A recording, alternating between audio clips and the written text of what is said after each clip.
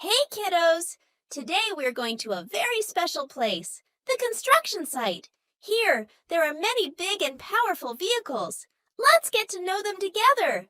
Look, this is an excavator. It has a super strong shovel that can dig up soil and rocks. It's the king of power on the construction site.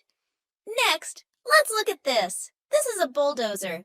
It has a huge plate in front that can push the soil flat, just like how we push sand with our hands. It's the expert leveler of the construction site. Wow, this one looks so tall. This is a tower crane. Its long arm can lift heavy objects high into the air.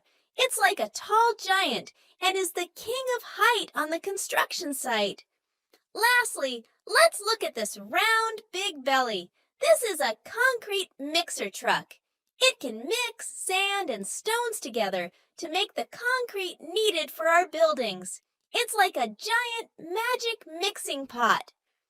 Today, we got to know 4 popular vehicles on the construction site: the king of power, excavator, the expert leveler, bulldozer, the king of height, tower crane, and the magic mixing pot, concrete mixer truck.